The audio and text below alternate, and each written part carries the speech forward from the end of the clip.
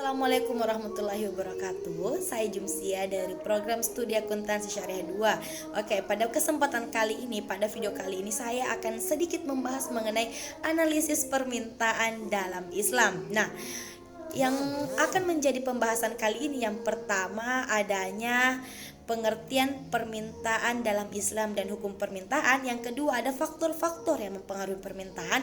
Yang ketiga ada yaitu dua pendekatan ISO, maslahat atau pilihan konsumen.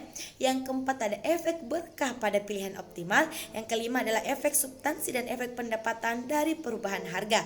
Oke, langsung saja kita akan bahas mengenai pengertian permintaan dalam Islam dan hukum permintaan. Oke, baik. Langsung saja, permintaan adalah sejumlah barang yang diminta oleh konsumen pada berbagai tingkat harga dan periode tertentu. Nah, selanjutnya dalam Islam, Allah Subhanahu wa taala telah berfirman dalam surah Al-Maidah, surah kelima ayat ke-87 sampai 88 yang artinya, "Hai orang-orang yang beriman, janganlah kamu haramkan apa-apa yang baik yang telah Allah halalkan bagimu, dan janganlah kamu melampaui batas. Sesungguhnya Allah tidak menyukai orang-orang yang melampaui batas.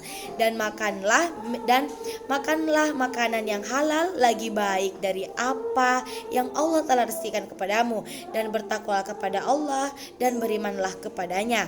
Nah, oleh karenanya dalam permintaan Islami membahas mengenai permintaan barang halal, barang haram, dan hubungan antara keduanya. Oke, selanjutnya kita masuk ke hukum permintaan. Nah, apa sih hukum permintaan? Nah, hukum permintaannya ialah makin rendah harga suatu barang, maka makin banyak permintaan terhadap barang tersebut.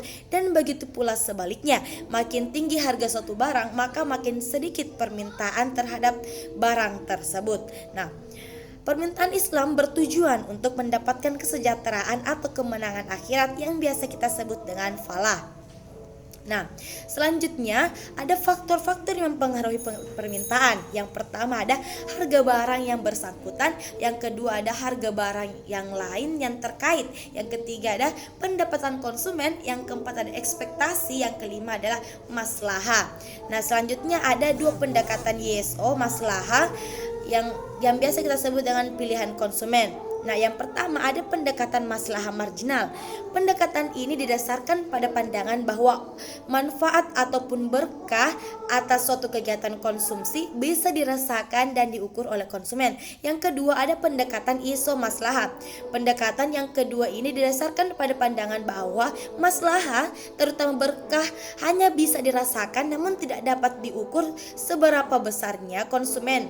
Hanya bisa membandingkan tinggi rendahnya berkah antara kegiatan konsumsi. Nah, adapun efek berkah pada pilihan optimal. Yang pertama ada efek berkah terjadi setelah konsumen mencapai suatu kemaslahatan yang optimal. Maka kandungan berkah itu sangat mempengaruhi kecenderungan konsumen dalam memilih atau menentukan suatu barang yang akan dikonsumsinya. Yang kedua, efek berkah yang berpengaruh pada kepedulian sosial perusahaan terhadap pembelian, karena perusahaan semakin memandang penting terhadap perlunya mereka dalam memperhatikan aspek lingkungan. Selanjutnya efek substansi dan efek pendapatan dari perubahan harga. Yang pertama ada efek substansi, perubahan jumlah barang X yang diminta sebagai akibat adanya perubahan permintaan terhadap barang lain. Yang kedua ada efek pendapatan, perubahan jumlah barang yang diminta sebagai akibat adanya perubahan pendapatan real konsumen. Nah, itu saja yang bisa saya sampaikan. Assalamualaikum warahmatullahi wabarakatuh dan terima kasih.